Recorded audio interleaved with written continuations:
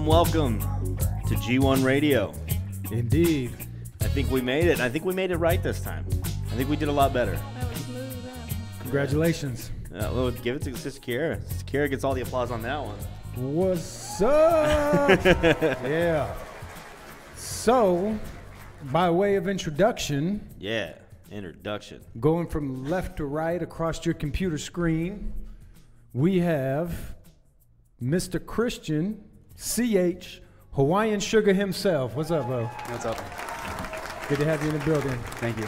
Pastor Tommy Prime. I'm gonna switch because I'm confused over nicknames here. So I don't know if I'm gonna go with Prime Time, Prime Rib, Or PT Cruiser. And then- PT Cruiser. Yeah, that's PT PT cruising through this conversation. I'm not, I'm not signing up for that. And to my left, got Mr. Junior Varsity. Second squad. Yeah, the cookie crumb assassin himself. That's right. No.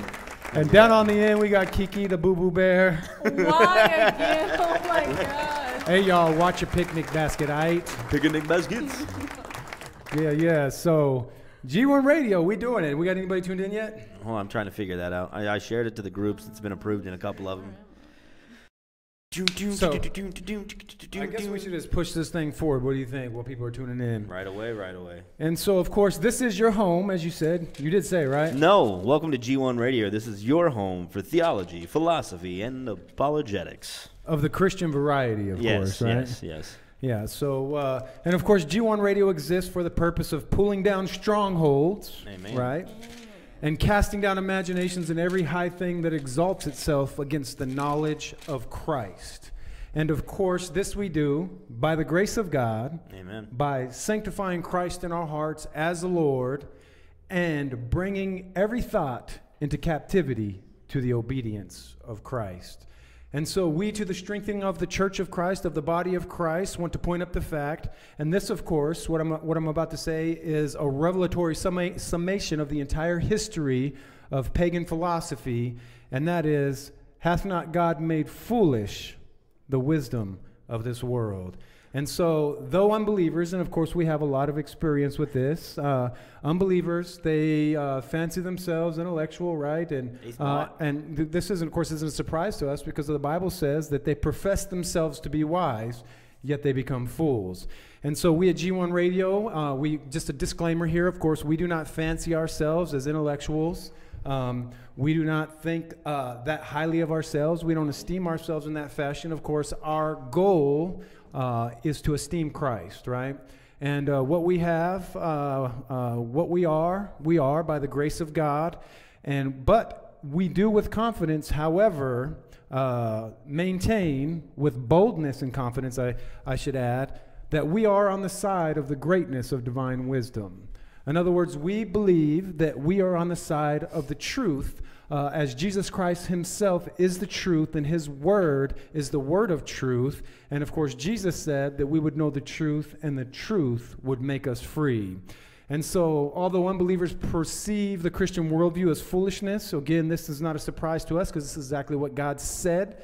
Unto us which are saved, the message of the cross of Christ, his sacrifice, the Christian worldview is both the power of God and the wisdom of God. Mm-hmm. And of course, that's where we're hanging our hat. And so tonight, about 8:30 p.m., we will be welcoming in a special guest. Yeah. Max, I don't know if I'm going to say this right. Probably not. Congerskov? Congerskov. He doesn't have an accent. That's a really cool name. Yeah, I mean, it's a tough sounding name. Yeah, he has a bit of an accent. That name sounds like you should be in a Rocky movie. Monks. Like Rocky IV? Is that what you're talking about? Just saying, just throwing it out there. Yeah, is this some sort of Eastern European thing? Somebody watching. And so, your wife. Oh, it's my wife. My wife's tuning in. Yeah. Thank you, wife. I love you. Y'all? You're the best. And so, of course, we're going to be welcoming. Wait, before you continue. Okay. We have Sister Victoria here as well, and What's up? Familia Chetrancolo. All right. Yeah, put the on word the out, YouTube. y'all. On the YouTube, like and share the video, guys. Yeah.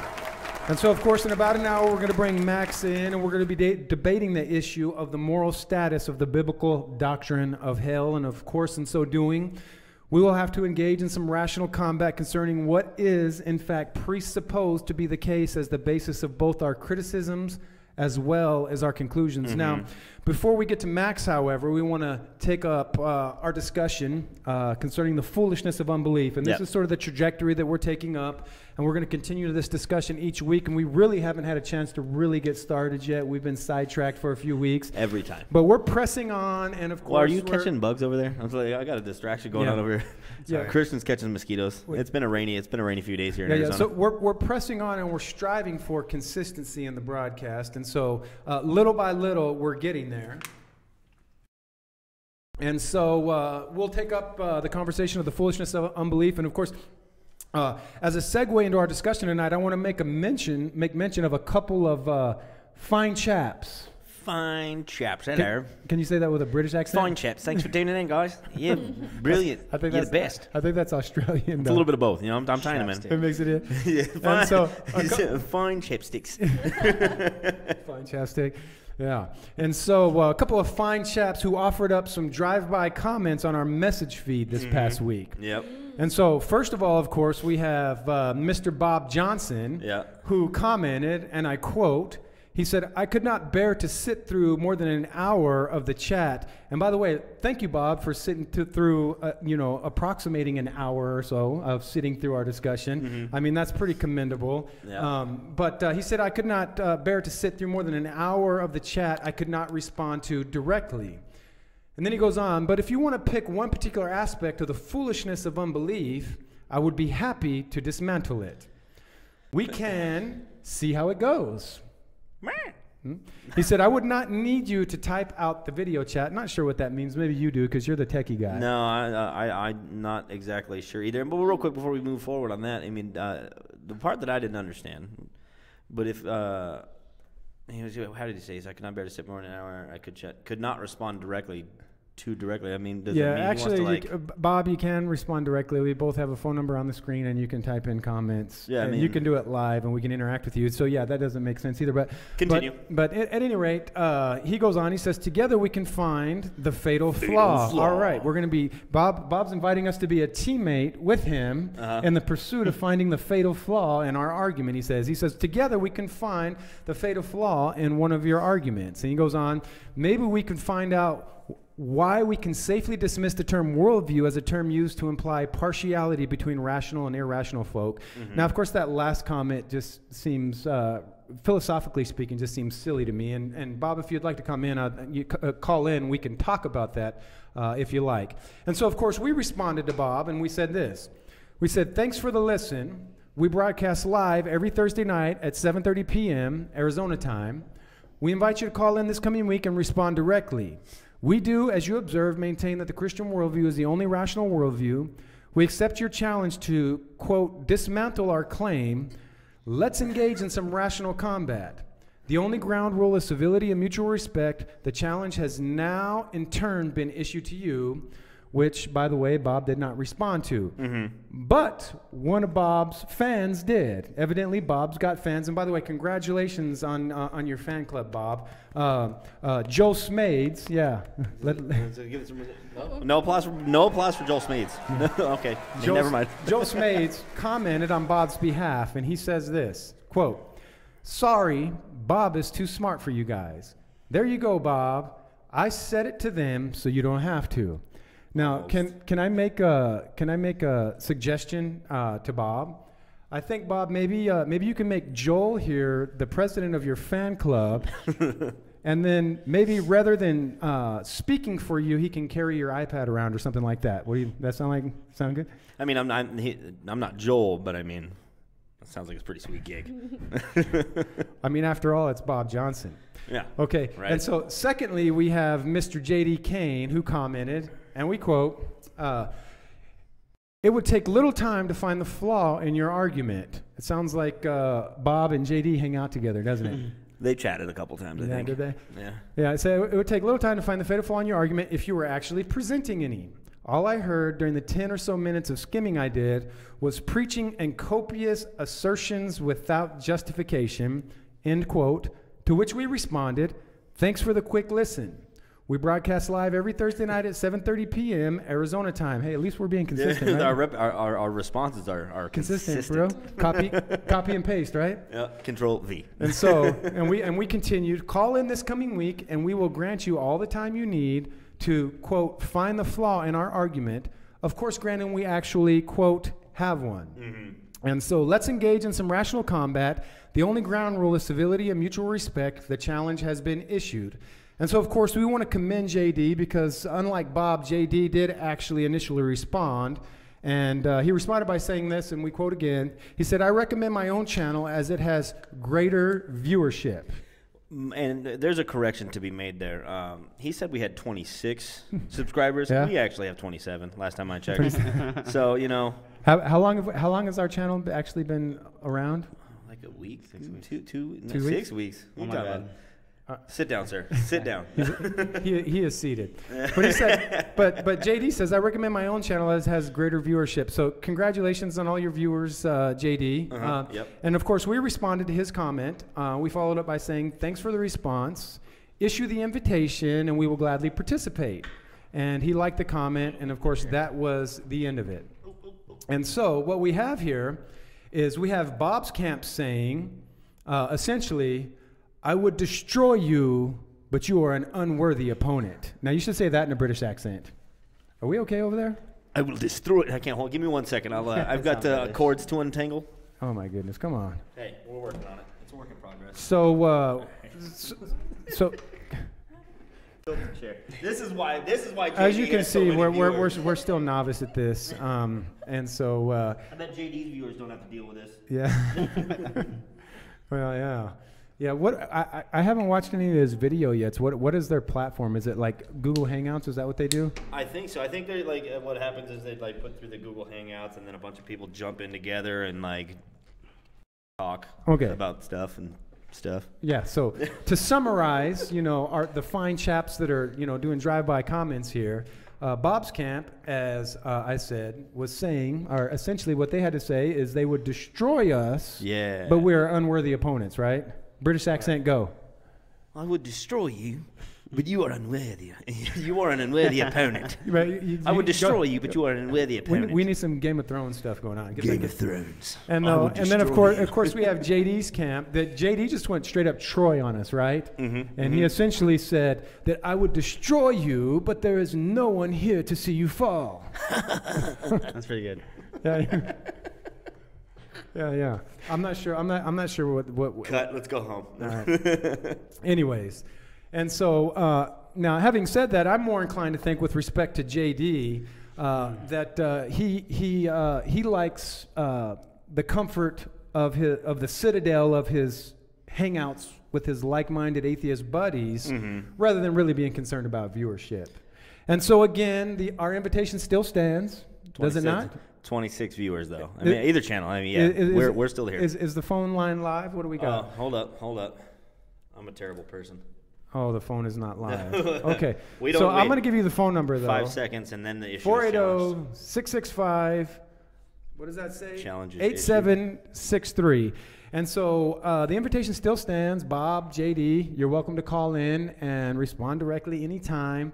And of course, we're still waiting for the invitation from JD to join him on his channel. Now, having said that, I have a question. Yes. Are Bob and JD guilty of trolling us? We don't have enough. We have 27 viewers. Are we legitimately able to be trolled at 27 viewers? Well, I mean, it seems to me that such drive-by comments by which certain challenges and criticisms are made, and then I'm gonna get you, and then are followed by an apparent unwillingness to make good on such challenges. To me, it seems it's tantamount to trolling, right? I will destroy you, but I'm not going to. I'm just going to. Your arguments are terrible, and I can destroy them, but I'm not going to. Dismantle. Yeah. And so, Bob and JD, we want to formally again tonight on our live broadcast issue the challenge to you again. Let's engage in some rational combat. Woo! That scared I me. like that. Good Dude, job. that was loud. Some rational combat. And C, if your worldviews can stand up to philosophical scrutiny. They're going to look back at the playback and they're going to see all three of us jump. And by the way, we don't think they can. And so again, the phone number is 480-665-8763. So we encourage you guys, Bob, JD, instead of sitting in your philosophical armchair, smelling like coffee, surrounded by cookie crumbs, give us a call. Did you just describe me? Oh yeah, you're the cookie crumb assassin. That's right. And so Get it straight. I apologize. Don't give for away that. my title. And by the way, I hope Bob and JD have a sense of humor. We're just having a little bit of fun tonight. Yeah. But we are sincere in our invitation for you to join us. And so now then, concerning our discussion of the foolishness of unbelief, of course We got people to say hello Yeah, we to. got- You Okay. need to steamroll past these We people. got Sister Debbie. What's up, Sister Mary, Debbie? Woo! Sister Darlene, Thanks for Brother tuning Murr, in. your wife. Your wife, not my wife. I already said hi to my I wife. guess I gotta clarify, Pastor yeah. Thomas. And your wife is here, so you don't get to say Yeah. hi to her. Sorry about your luck. He's from across the table. Anyway, we got Brother David on YouTube, and my brother Robert on the YouTube as well. What's up, y'all? He got a kick out of last week's episode. Yeah, we got your other brother now. Yep. Well, hey, put the word out, like, share, subscribe to the YouTube channel, like us on Facebook, like us on YouTube, all that stuff. You know, whatever it is that you do to, pad our stats. Is that what we're trying to do? Pad the stats. We need 28 viewers. We're gonna do it like one of those call in, like, give us money, except we just don't give your. We don't need your money. We just want you to subscribe to our channel. How many subscribers does Bob have? I don't know if I don't know if Bob has a YouTube channel. JD Kane's got he's got. JD has a YouTube channel. Yeah, he's got a bunch. I don't know exactly. I mean, I didn't care. I didn't Yeah. make it okay. my effort to look. All right. Well, thank you for for you. doing. Thank you for doing your due Hey, diligence. research, right? Yeah. Like you search, I search, we all search. And then research again. Yeah. I And guess s- I could look, but that's really above my pay grade. Yeah. So, pushing the conversation forward concerning our discussion of the foolishness of unbelief, of course, as we have observed in the past, the conflict between us as Christians and Bob and JD and Max, whom, by the way, we'll talk to later, and all unbelievers for that matter, is a conflict between worldviews, right? Mm-hmm. And so, to state it in epistemological terms, which is of necessity what we have to get down to, is it is a conflict between two final standards for knowledge itself. And of course, there is a fundamental disagreement concerning what ultimate authority should be used to justify what a person believes is true. Mm-hmm. Now, this seems to be overlooked by many, right? Many that are representative of camps that oppose us. And, the Christian and the non-Christian, we differ concerning our convictions about the nature of reality, right? In other words, our metaphysic is different, but not only is it different, but they're in antithesis to one another, right? Mm-hmm. And so involved in this antithesis or this disagreement is a fundamental division over the proper method of knowing anything. And this is what I mean when I say of necessity, this is what we have to get down to. We have to get down to the epistemological conflict, the conflict between two final standards for knowledge itself. And so inescapably, the case that Christians and non-Christians, it is inescapably the case that Christians and non-Christians will disagree over the methods of learning, interpreting, proving the genuine character of science and scientific theorizing, the character of historical research, reasoning, evaluating, facts, evidence, the nature of meaning, utility, possibility, necessity, explanation, and so on and so forth. Yeah, no, and again, and we've said this in the brief times that we've been able to jump in, and actually try to chew our way through this. To sum that up simply is we have two different ways of defining fact, or two different philosophies of fact, what fact actually means and how we come to know a fact is a fact. Yeah, of course, because there's a metaphysical antithesis, which entails an epistemological antithesis. And so, of course, the quote-unquote facts are two quite different things from the two different worldview perspectives, from the believing worldview perspective and the unbelieving worldview perspective. And so, because the Christian and the non-Christian operate out of the context of conflicting worldviews, if I can talk tonight. No. I think I shouldn't have put that extra shot in the Starbucks. Hey, so JD has close to 2,200 subscribers. He's a lot cooler. Congratulations. Let's Very give nice. JD some applause. Very Good nice. for you, JD. Okay, so can we get 2,200 subscribers before we end the broadcast tonight? That's how they do it, right? Is that a We're gonna get realistic goal? 2,200 more. Let's a million. Let's do it. 1 million subscribers by the end of this broadcast. Let's go. Yeah. And so JD might like to mock us and say, pray to your God, and he can do it for you, right? Probably. Yeah, maybe not. I don't know. Don't want to misrepresent JD. I don't know his, We're just having fun tonight. And so Christians and non-Christians, we operate out of a different context of conflicting worldviews. Mm-hmm. And our disagreement covers our theory of knowledge, right? The method and criteria of knowing, as well as what we claim to know or what can be known about God, the world, man, life, conduct, values, and so on and so forth. Mm-hmm. And so our fundamental disagreement is not merely about particular facts, like you were alluding to, Yeah. right? It is always at the same time about the nature of facts. In other words, the philosophy of fact. And behind the disagreement about the nature of facts is a disagreement about the nature of man. And right on down the line we go. And so what we see is that the metaphysical issue always entails the epistemological issue and vice versa. And so this is why I said the Christian and the non-Christian differ concerning their convictions about the nature of reality, and involved in this disagreement is a fundamental division over the proper method of knowing anything. Mm-hmm. And so we always have two entire worldviews at odds with one another, right? It's a conflict of worldviews. It's a conflict of philosophical systems, which anybody, even with novice philosophical insight, can see that this dispels the whole notion of neutrality, right? Yeah. And so, of course, the call, and we hear it all the time, right, to follow the facts wherever they lead, it's not only philosophically naive, but for the most part, it's disingenuous by those who issue the call, right? Yeah. I mean, anybody, like I said, with even a beginner's level of philosophical insight can see that when we have two fundamental conflicting presuppositions or network of presuppositions, worldviews that are in antithesis to one another, this rules out the possibility of neutrality, right?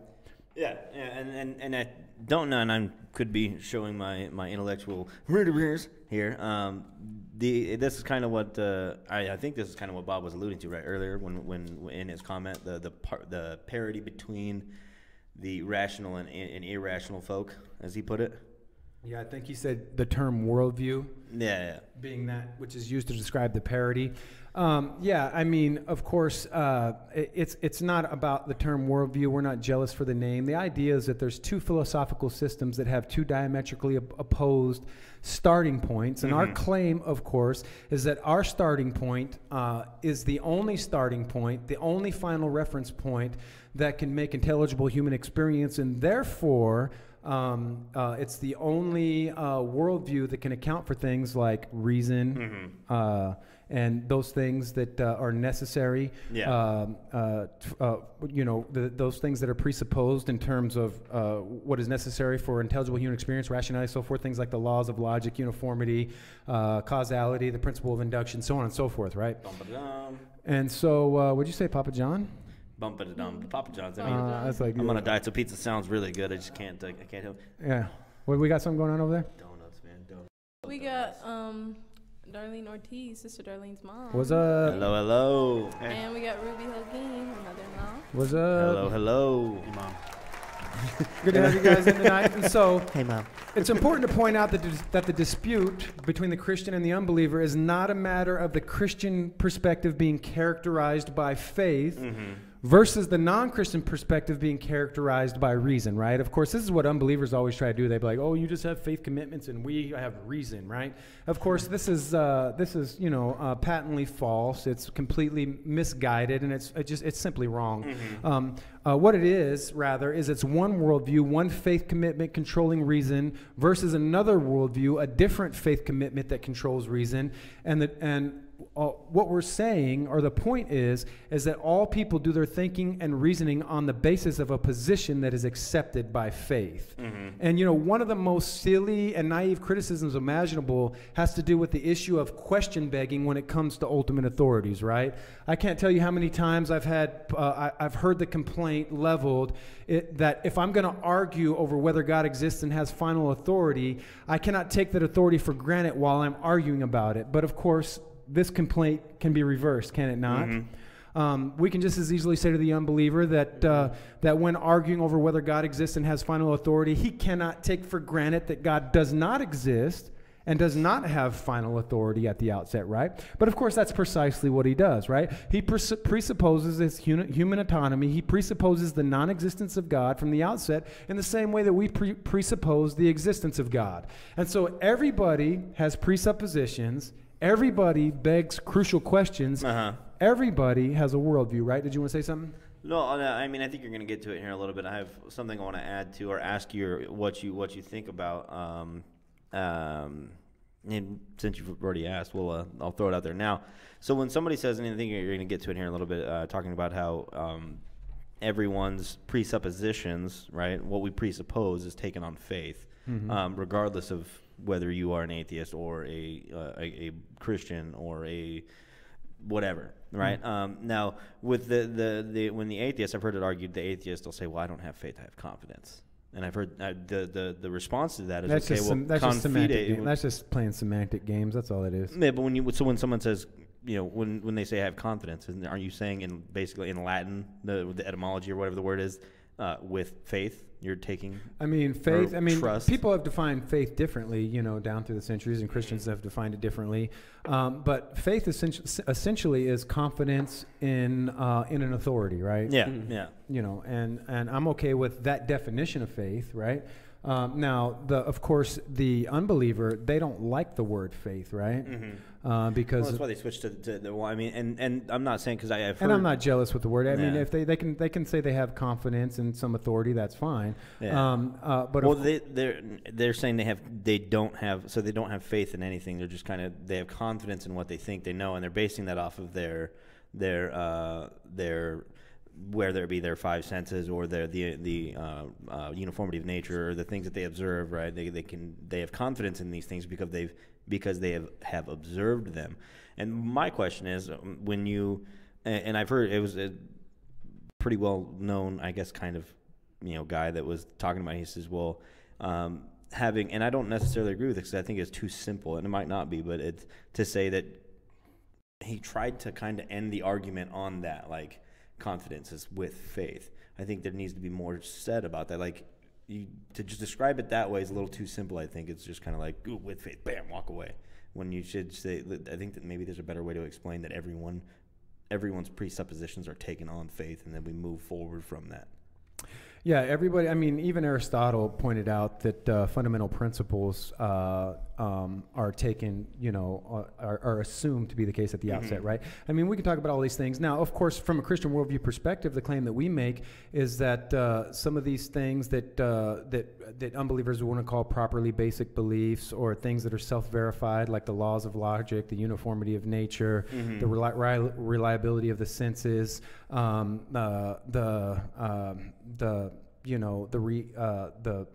the reality of the physical world, right? And all these sorts of things, right? That there's other minds outside of our mind, that we can actually, that there's some sort of a coherent relationship between the subject knower and the object of knowledge, and all these things, right, are assumed. But the claim that we make is that none of these things can be justified except for on a Christian worldview, right? Yeah. And so, of course, unbelievers want to say, well, these are properly basic beliefs. They're self-verified, right? And the reason why they say that is because, well, they say, well, you can't deny the laws of logic without using the laws of logic. But, of course, and the same thing, they try to justify uniformity by appealing to experience. But, of course, any means attempting to justify uniformity by appealing to experience must assume uniformity of nature. Must assume the uniformity of nature, right? And so from the starting point, so all these things, right?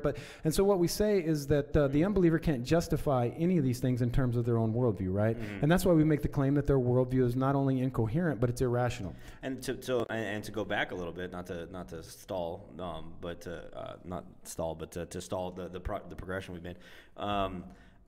Is that not the pot calling the kettle black when they say you're using circular reasoning, but I'm going to use, how did you just explain it? I'm going to use logic to disprove or to prove logic, the laws of logic to prove logic, or if I'm going to use the experience to prove the uniformity of nature, That's also always said. circular Everybody, reasoning, right? everybody begs crucial questions, Yeah. right? Everybody has presuppositions. That's exactly right. And so, the fact that all people, Christians and non-Christians, alike make assumptions or have presuppositions or faith commitments, right? And by the way, I have no jealousy for the term. That is in itself merely a formal matter, right? Yeah. I mean, it's an observation that anybody could make with minimal philosophical insight. But the question that must be posed is who has the correct presuppositions, right? Who has the proper faith, right? Again, we must observe that the question is not merely a question of having faith or not, but having true faith, right? Yeah. Who is it that has proper faith? Whose presuppositions are actually correct? And that's, of course, fundamentally what we got to get down to. And, of course, all people start from faith, like you're pointing up. And, of course, as I said, even Aristotle recognized that all first principles are adopted by faith. And so the non-Christian starts from faith in the autonomy of man, it starts with faith in his own autonomy, while the Christian starts with faith in God as revealed in Christ, as revealed in the Scriptures. And so that's the distinction, right? And so what we say is that on the basis of human autonomy, the intelligible experience of the world cannot be made sense of, right? That we cannot justify the necessary preconditions for intelligible human experience on the assumption or the presupposition of the autonomy of man. And so the point that we want to make is that the non-Christian's faith does not stand on par with that of the Christian, right? Yeah. As far as validity is concerned. And so it is the Christian faith that is true faith. That is our claim. And it alone provides the foundation for intelligible human experience. And again, the non-Christian and the Christian position are not intellectually on par with one another. The Christian faith is not blind faith, right? And this is the charge that we make against the non-Christian faith commitments. We say that they are, in fact, blind faith, right? Yeah. They're blind faith commitments, a lot of times sort of empty faith commitments, right? They have all of these aspects of their human experience that they simply can't explain, right? Yeah. And they just say, "Hey, it's just that way," right? And it seems just to works. It seems to me that at very least it's some sort of an empty faith commitment. I think ultimately it's reduced to a faith commitment in their own human autonomy, as I said earlier. And then to just basically repeat what you said there, the Christian faith is the true faith because it is the only faith that can be validated, right? It's the only thing that can make sense of the intelligibility. Yeah, we're of talking humanity. about, you talk about transcendental evidence, right? It's a powerful, irrefutable proof from the impossibility of the contrary, right? The Christian worldview, the worldview given us in the Scriptures, is the only worldview that can provide rational justification for the preconditions of the intelligibility of human experience. And that is our claim, right? That's the word I was looking for. Yeah. And so, for example, speaking of the unbeliever having a blind faith commitment or an empty faith commitment, the non-Christian may and does believe in the presence of order in the world, right? Yeah. But the problem is he has no warrant for doing so. He has no rational justification for doing so. And, of course, various types of claims are always made by the non-Christian that assume order in our human experience, things that are logical in character, causal in character, things that are moral in character. But the unbeliever cannot warrant or justify any claims about reality as a whole or even about the whole of what is possible for human experience. And so whether such order exists or is properly characterized by human thinking is a question that exceeds the unbeliever's ability to answer with rational warrant, right? And so belief in order is not only unsupported by the unbeliever, but also is contradicted by the assumption that there is absolutely nothing behind the events of history or behind the thinking of men that could provide such order, right? And so thus everything is random. It's all, everything happens against the backdrop or the metaphysic of chance. What we have here is a blind, contradictory faith that, of course, cannot stand up to philosophical scrutiny. And, of course, examples of this could be multiplied. And so the unbeliever's assumed philosophy of chance points to the opposite of rational order, right? Which is an ultimate irrationality, right? And this points up sort of like one of the dialectical tensions that's involved in the unbelieving worldview. Do we got something over there? Do you want to say something? Well, and just to make sure that I'm understanding this properly, and I think I am, they're saying that that order came from non-order, right? That everything's random chance happening because it just happened that way, but everything's ordered in a way that we can understand and think properly. And yeah, on the unbeliever's metaphysic, I mean, there's all these leaps and gaps from to something from its opposite, right? Yeah. And so, yeah, I mean, and of course, the dialectical tensions present in the unbeliever's worldview could be multiplied, and maybe we'll talk about some of those things.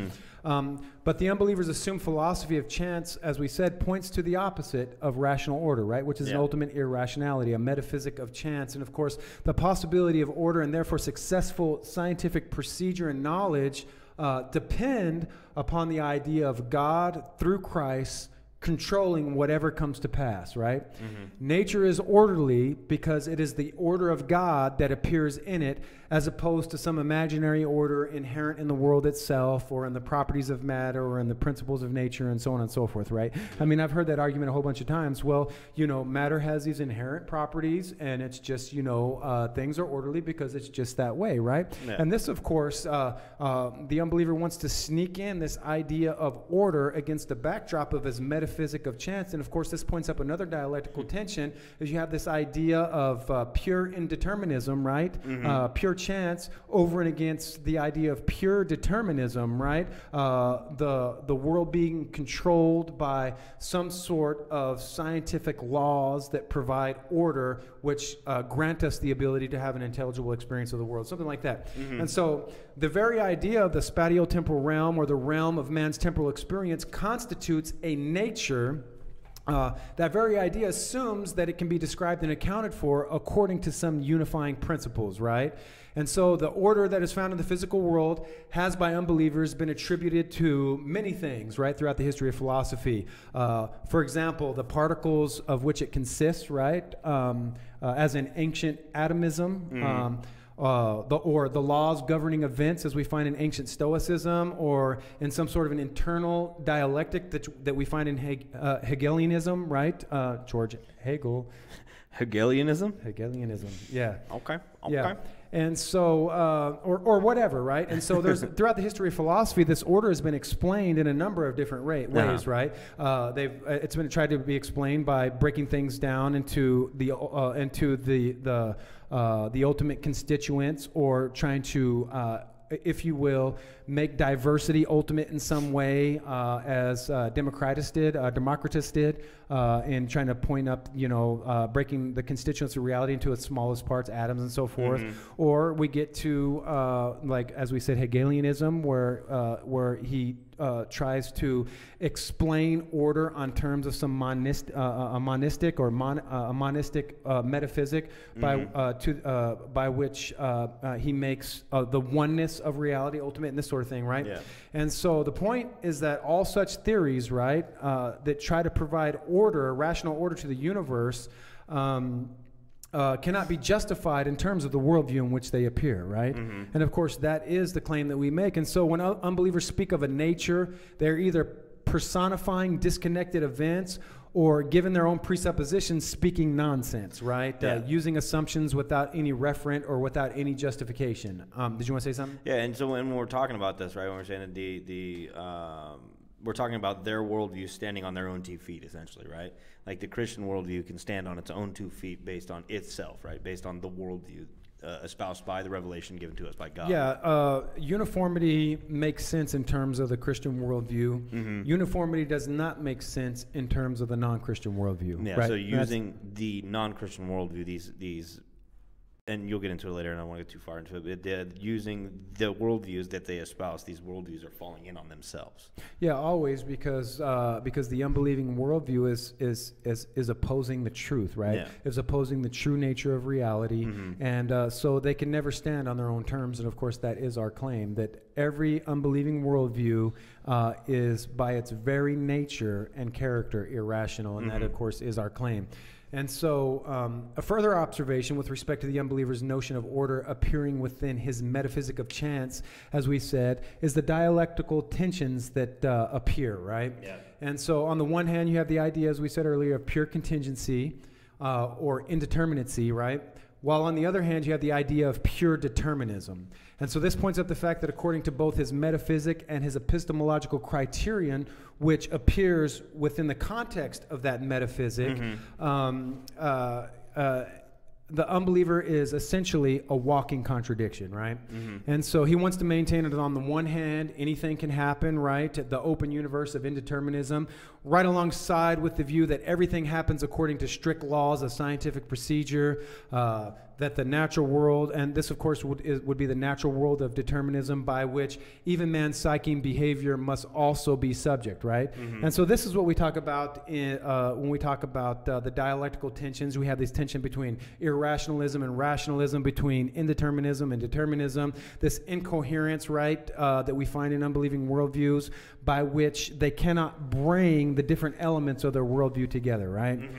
They want to assert the possibility of rationality within the context of the idea of pure determinism, right? Or they want to assert the possibility of rationality within the context of pure indeterminism. And at the base of their worldview, they maintain both things. And of course, this is what needs to be pointed out, right? They operate within a metaphysic of chance, right?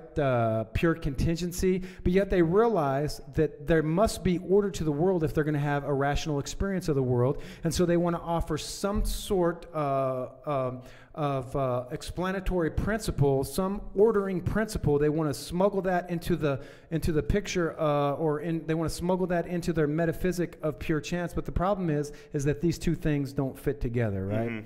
And of course, that's what needs to be pointed out. And we got Deborah Stringer Pringle tuning in. Hey, what's up? Good to have you in tonight. Thanks for tuning in. David had a question on YouTube. The YouTube, right? That's YouTube. He says, Brother David had a question. He said, what is Bob's view after death? We haven't actually talked to Bob. The only time the only communication we've had with Bob was his drive-by comment, as was so titled by Pastor here. I would assume Bob, being an atheist, he is an atheist, right? Yeah.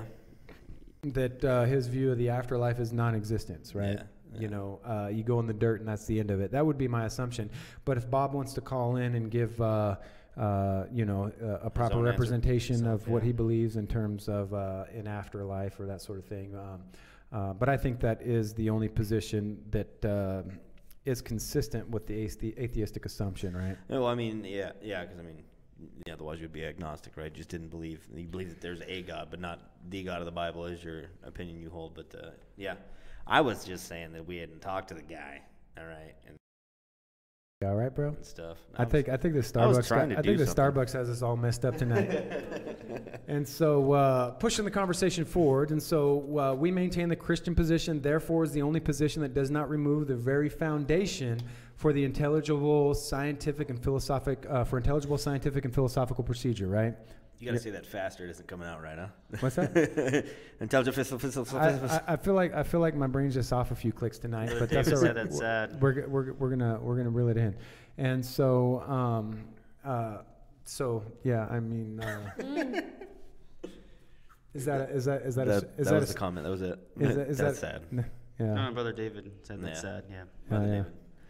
So thanks for tuning in, YouTube. Everybody that's on YouTube, appreciate you guys tuning in. While we have a minute, like and share the video. Send that out to all your atheist friends. If we have any atheist people watching now, the number's at the bottom of the screen if you choose to call in. In about 15 minutes or so, we're going to be talking to our special guest, Max. Max will be calling in about 15 minutes or so. And we appreciate Max because I think in Denmark it's like 5 o'clock in the morning, right? Yeah, and you've been chatting back and forth for at least a couple hours, so he's been up for a while. Appreciate Max. Thanks for giving us the time. We're going to pull you in about 15 minutes, Max. And so, of course, we maintain that Christianity is the only rational faith, right? Yeah. And so we further maintain that the Christian worldview alone is philosophically defensible because apart from the revelation of God, apart from God's interpretation of life, there could be no coherence in human experience. And so to sort of, by way of summary, to summarize what we said, the non-Christian view of knowledge presupposes, first of all, the autonomy of man, right? That man is autonomous. The unbeliever, of course, presupposes intellectual as well as moral autonomy from God, right? However, the unbeliever is not self-sufficient and cannot make sense out of experience apart from God. Of course, that is our claim. Now, of course, that they don't like that. That doesn't land very well with the unbeliever, right? But that is our claim. Yeah. And so the unbeliever assumes that he is that he himself is ultimate and can make sense out of experience, out of his human experience, apart from God and His revelation, right? Yeah. And so the unbeliever assumes that he's ultimate, that he himself is the final reference point in predication. Reality must be interpreted by man in terms of man, right? The old sophist dictum, right? Man is the measure of all things, right? And so he takes for granted that meaning, that meaning of the space-time, world in which we live, the context that we live in, that he thinks that he assumes that meaning is imminent, right? That if there is meaning to the world, it is to be found exclusively in the world, right? Yeah. He rules out of at the outset, he rules out the possibility of any sort of transcendent meaning, right? Any transcendent necessity to provide meaning to our human experience. And so he assumes that if there is meaning in the world, it's imminent, and that man is the ultimate interpreter of the world instead of receiving God's revelation as the ultimate point of reference for his thinking and reasoning and interpretation of the world and of human experience. And so, first of all, the unbeliever presupposes, in terms of his epistemological outlook, the autonomy of man. And secondly, he presupposes the non-created character or the chance-controlled character of facts, right? And of course, we hear this word facts a lot in our discussion, right? And so, but of course, our claim is that if the mind of God does not sovereignly determine the relationship of every event to every other event according to his wise plan, then the way things are in the world and what happens there are simply random and indeterminate, right? And so in that case, there is no intelligible basis for holding that any experience is like any other experience. There is nothing objectively common to the two of them, and there is no causal connection between any two events. Thus, on the unbeliever's terms, they are meaningless and indescribable, right? Yeah, and I think correct me if I'm wrong, but that being said, right, a fact is just meaningless, random, whatever.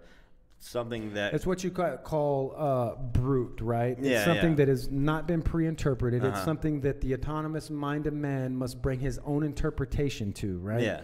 So that being said, in the fancy way, instead of the way I just said it, that means that this bottle of water, right? That's a fact that is a bottle of water. Now, if given random chance in that, you could call that a bottle of water and I could call it a sledgehammer, right? And maybe it's a fact that it's a sledgehammer to me and it's a bottle of water to you. Yeah. And that's when we go back to, and we don't have to do it right now, but that's when we go back to who can, the validity of what we're actually saying, right?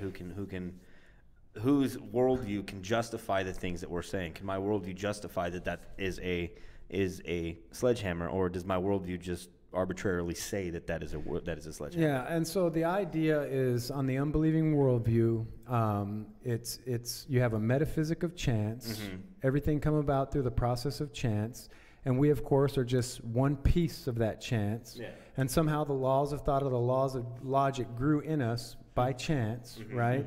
And so the idea that this whole context of chance can provide any coherent connection between knower and object of knowledge and all these sorts of things, right? All that is just rendered completely incoherent, right? There's no basis for universality on the basis of a chance metaphysic, right? There's no basis for uniformity on a chance metaphysic, and so essentially that's what we're getting at.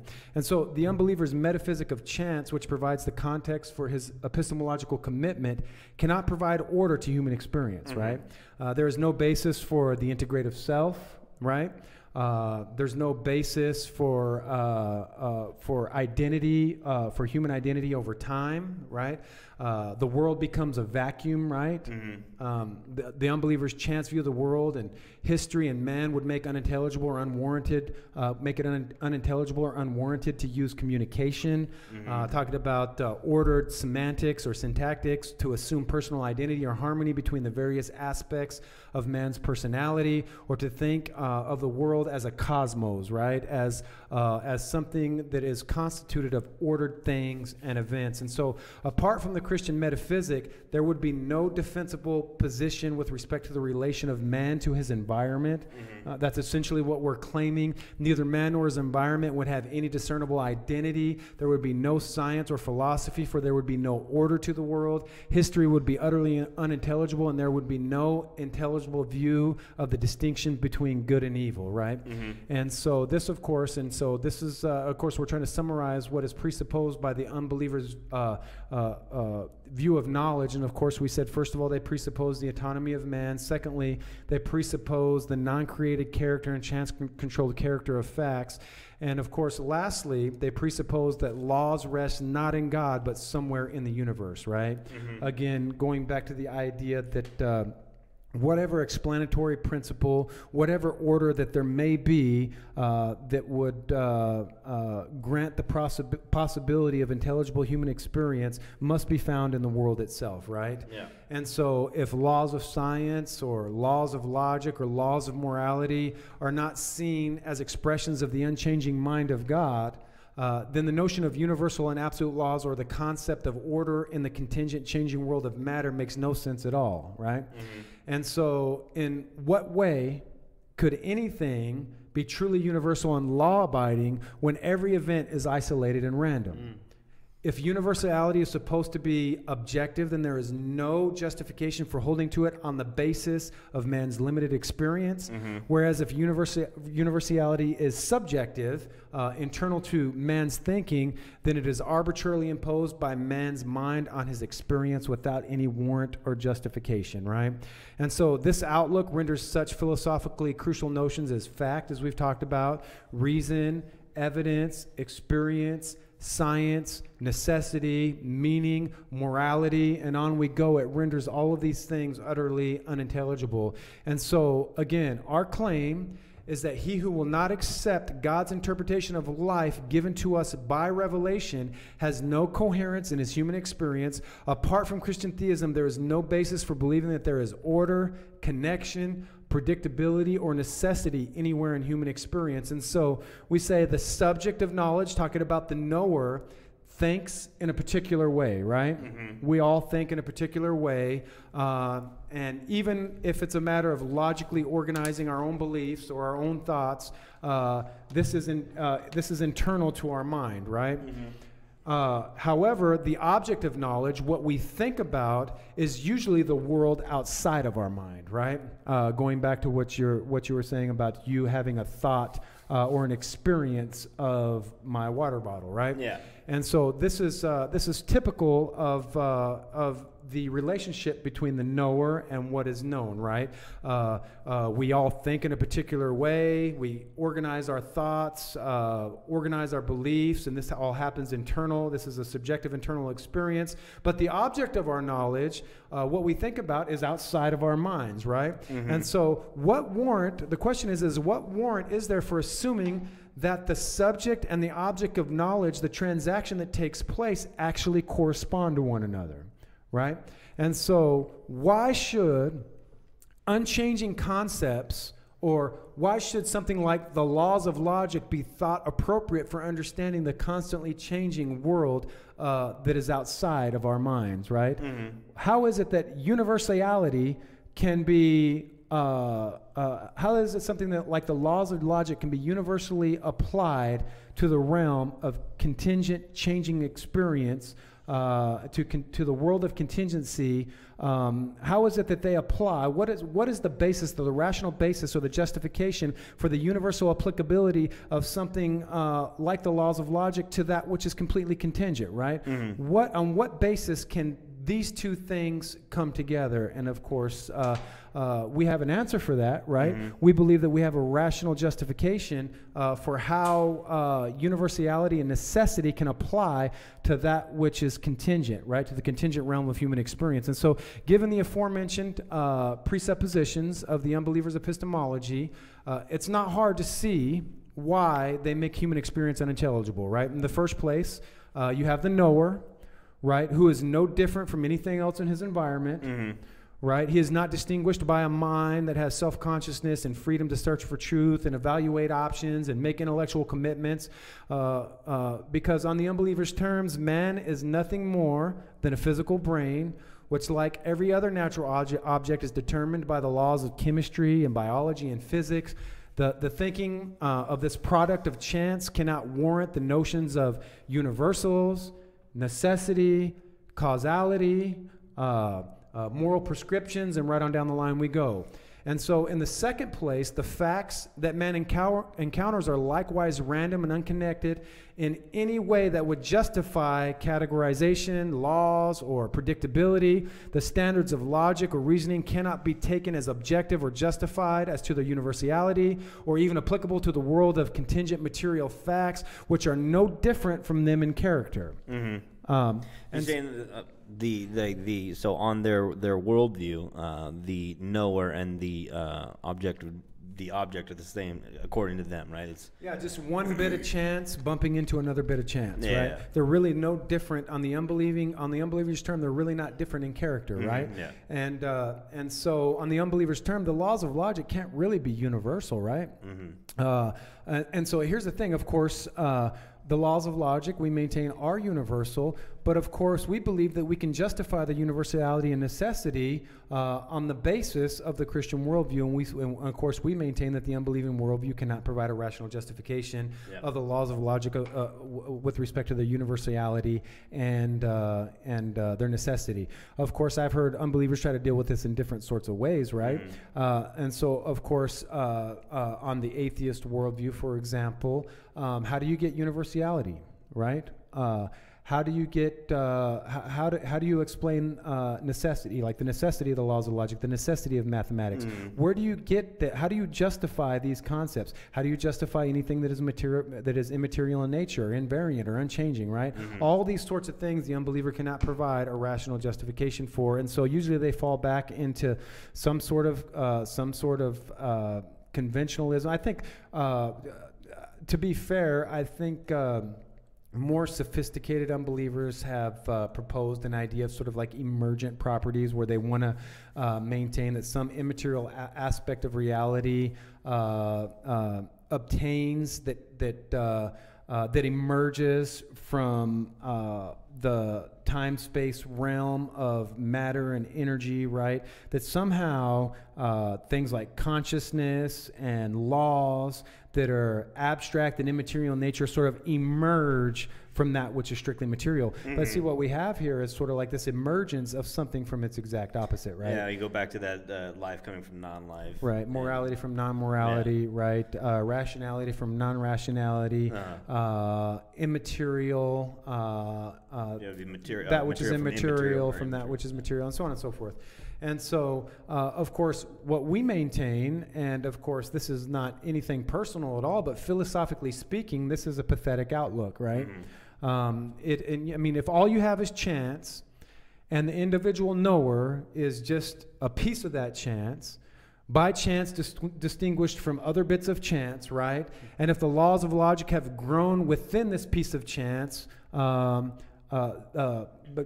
by chance have grown within this piece of chance, the imposition of these laws on the environment of contingent experience, granted it was that it would even be possible, it would be perfect. It would be a perfectly futile endeavor. Just to state it simply. And so, on the contrary, from the Christian perspective, logic and reality meet first in the mind and being of God. Then God creates and rules the universe according to his comprehensive plan. And the only substitute for this is that logic and reality meet first in the mind of man, right? Mm-hmm. The final point of reference for all predication must ultimately rest in some mind, either the divine mind or the human mind, and it is either the self-contained God of Christianity or the would-be autonomous man that must be presupposed as the final reference point in all predication, right? So the latter, we maintain, dies 1,000 epistemological deaths, right? While the former alone renders intelligible human experience possible. And so from the Christian perspective, in the process of knowing anything, man begins with his own experience as the immediate starting point, if you want to call it that. However, that which we come to know metaphysically begins with God, who pre-interprets, creates, and governs everything that man could know. Thus, God's mind is epistemologically the standard of truth. In other words, God's mind is the ultimate starting point, the final reference point in all predication, right? Mm-hmm. And so only on the presupposition of the existence of the Christian God and of the universe and all of its aspects, including man as the revelation of God, is there any basis for the intelligibility of human experience. And so when the unbeliever seeks to argue for the truth of Christianity, his reasoning could only be intelligible if what he is arguing against were actually true, right? Mm-hmm. And that is simply to say that the Christian worldview must be secretly presupposed in every effort to argue against it. And so the unbeliever works in terms of two conflicting worldviews, one which he openly professes and espouses, which is autonomous in character, and another which he does not wish to acknowledge, but which makes it possible to make sense out of language, mathematics, science, history, logic, ethics, and everything else in his experience and reasoning. And of course, this provides, as we would maintain, powerful and irrefutable evidence that the unbeliever in his heart of hearts, as the scriptures say, does in fact know God. Now with that, should we invite Max in? Yeah, he actually just commented. Yeah, and David Newsom tuned in. What's up, David? Thanks for tuning in. Max said, yes, God is the precondition for all values. All right. What do you? Well, we'll get into that here in just a minute. And that's what I wanted to get to earlier when you were talking about how on the unbelieving worldview, they believe that order came from non-order, right? Everything is just random chance, but they want to believe in order, and where they're getting that order from, or they're adopting or borrowing on how does Bonson say it? Borrowing from borrowed capital. Borrowed capital. Yeah, they are stealing from the Christian worldview, and they're trying to attack the Christian worldview. Mm-hmm. That's like, I don't know. Yeah, there's more that could be said about that. And it hurts my brain to think that hard, but. Sure. So should we try to get Max in? Yeah, Max, if you're listening, go ahead and give it a.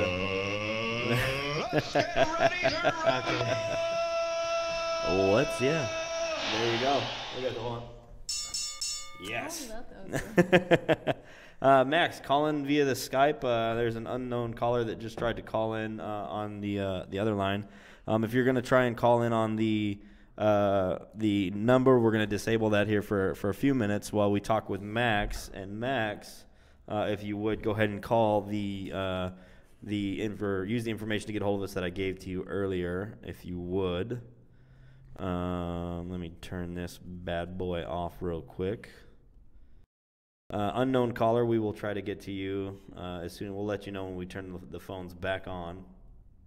But you're an unknown caller, so I don't know who you are. Let's get Max in. Boom, boom, boom. Max stayed up all night without coffee, I think. Without coffee. In Denmark. Madman. Hey, Denmark. I hear Denmark is beautiful. Max put a couple of videos up, man. The background of wherever he's at, it's green, lush, looks great. Congratulations, Max. Yeah. Bet they pay a lot for lawnmowers over there, though, because that grass is, like, superb. Okay. But don't. All right. Or whatever. Maybe they pay a lot for people that actually operate the lawnmowers. If you have that much grass, are you really going to pay somebody? Wouldn't you save money by buying a lawnmower? Preferably, like if it were my choice, I would have a riding lawnmower. It depends on if you have options. If he's on the internet with super fiber optic, super cool internet, I'm assuming he can buy a lawnmower. Yeah, Max was esteeming his. He's got the best internet ever. Oh, he says it tells me that the Google subscriber is not available when I call. We were going to use the Skype, Max. refer to the. Let me get to the message here that we.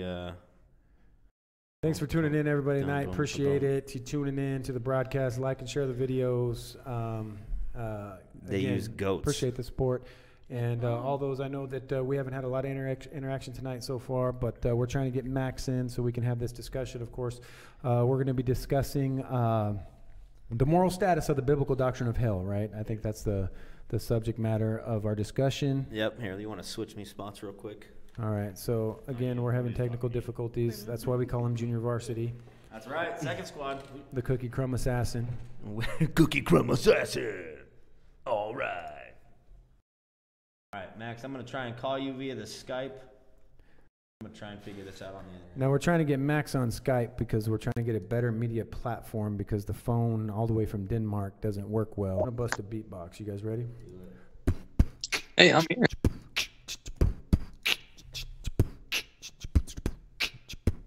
Yeah.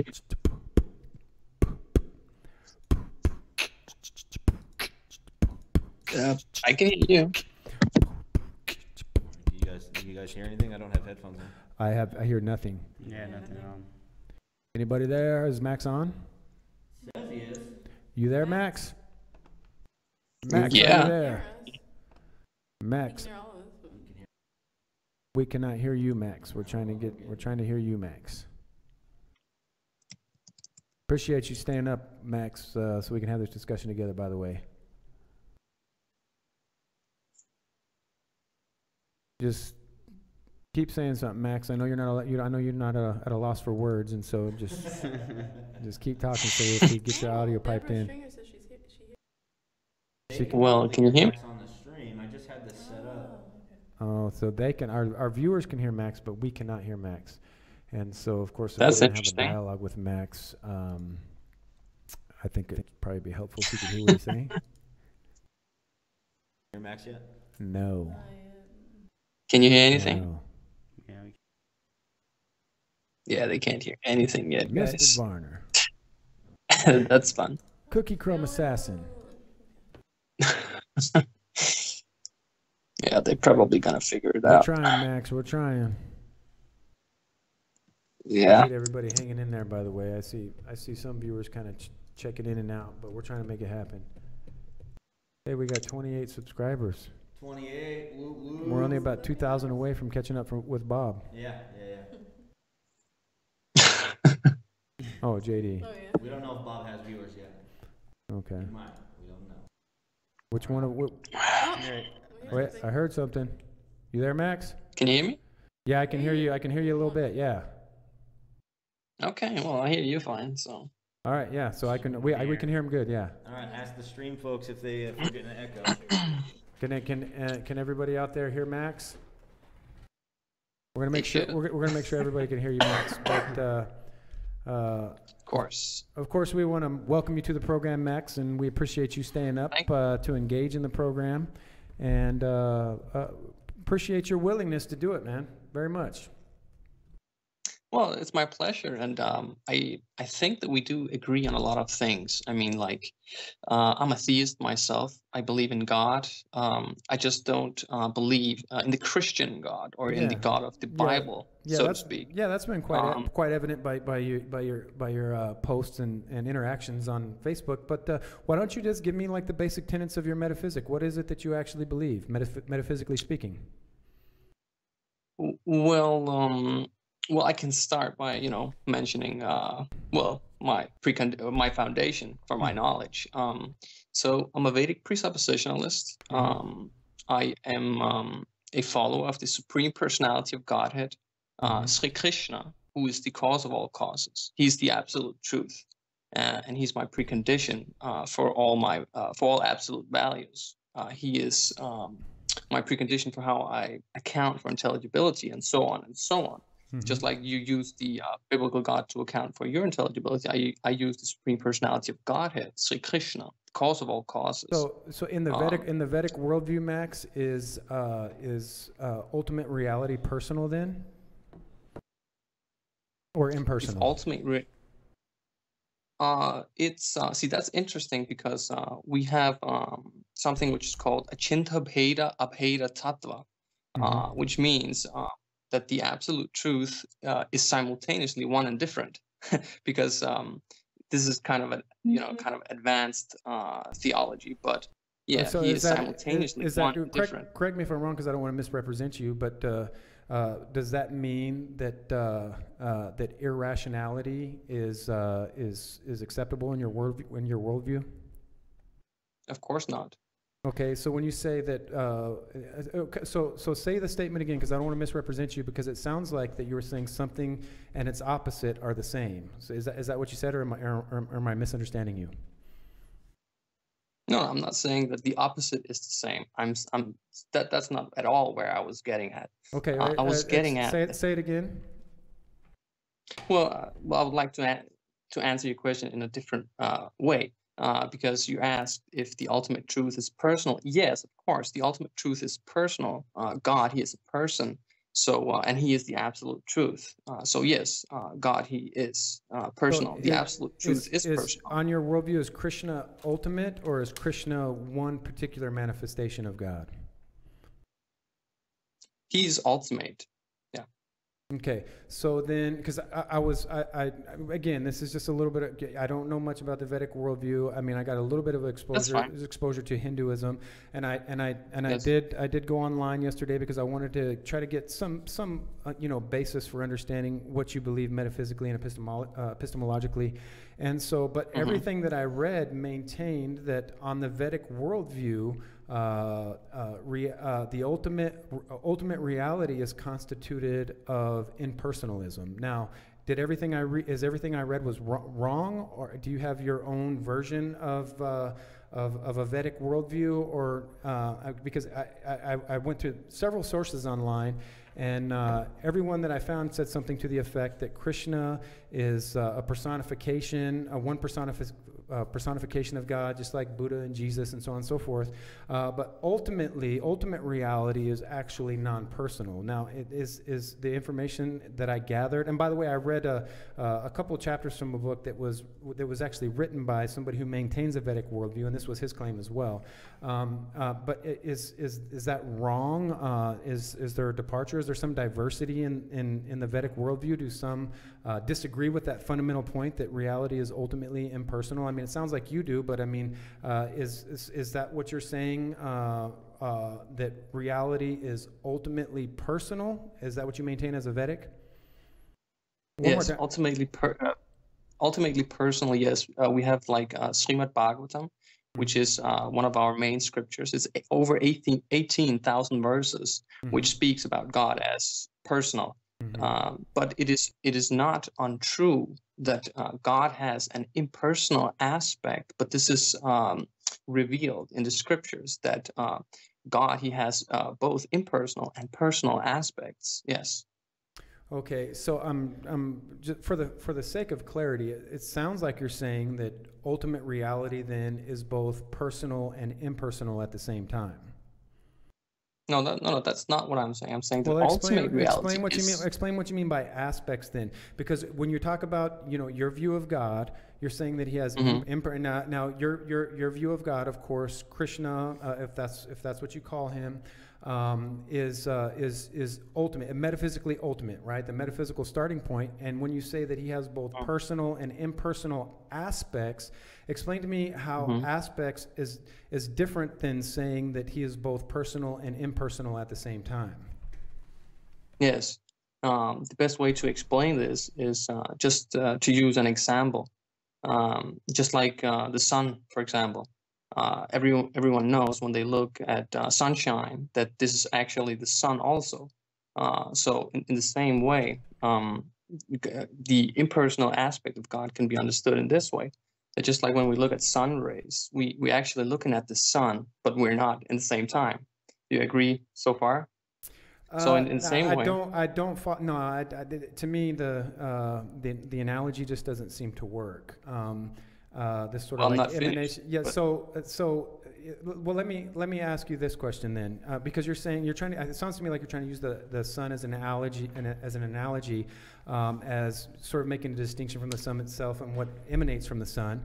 And so if you're going to use that analogy, what is it that is actually emanating from your view of God? Is it the irrational the impersonal aspect, or the personal aspect? And which one is more fundamental? Because you have two aspects, and I'm trying to figure out which one is more fundamental. Are they both at the same time? And of course, you don't want to maintain that your God is both impersonal and personal at the same time, but yet you say that he has an impersonal aspect, and you describe that by way of emanation. And so, what is your God ultimately, personal or impersonal? Now, I know you said personal, but somehow it seems to me you're trying to smuggle this impersonal aspect into it, and I'm just trying to figure out what exactly. I'm trying to make sense out of that. I'm trying to make sense out of how your God can have a personal and impersonal aspect, but yet you're trying to make sense how. Yeah, I'm trying to make sense out of your claim. I'm trying to understand you, Max, is what I'm trying to do. Of course. You're trying to make sense of how God he can have a personal and impersonal aspect. That's a completely different dialogue. I'm just stating that he has these two aspects, but ultimately he is personal. I think this is fundamentally what we need to get at, though, right? Yes. All right. Because then stick to that he's personal, that he's a person just like you and I, but he's the ultimate person. He's the supreme personality of Godhead. So, yes. I got that, but I can't dismiss the notion or the claim made by you that he also has an impersonal aspect. So of course, the Christian view of God would maintain that God is thoroughly personal. That, matter of fact, we would maintain that he's absolute personality and that there is no impersonal aspect to his being. Now, of course, that's the Christian claim, but now your view of God, right? You want to maintain that he is that he's personality, but yet he has an impersonal aspect. And I just don't see, you haven't given me anything by which you can bring these two things together, except for by offering some sort of an analogy about the sun and emanation from the sun.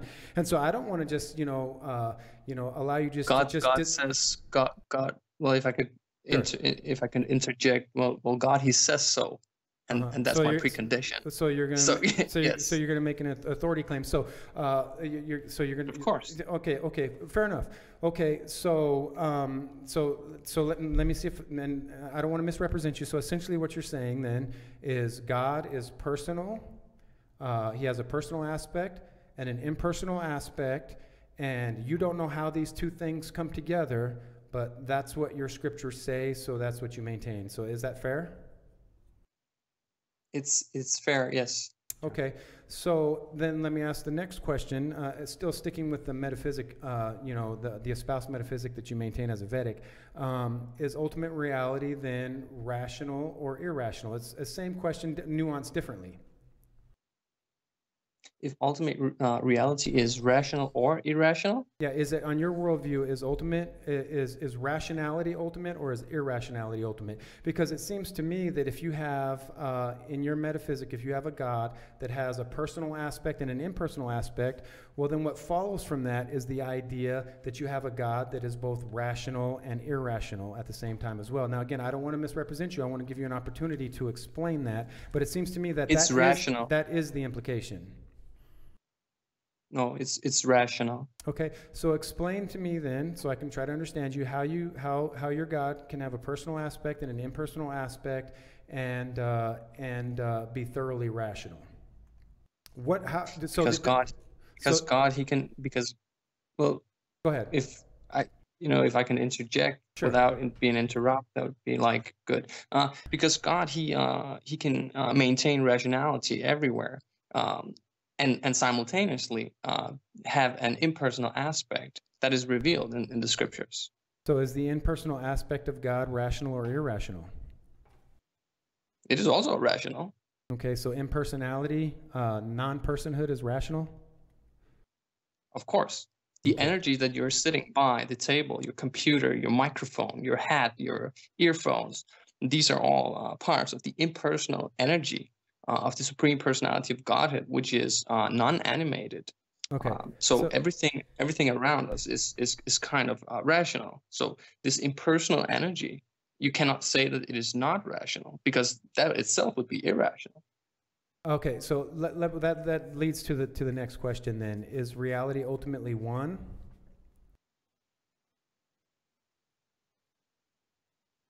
If reality is ultimately one,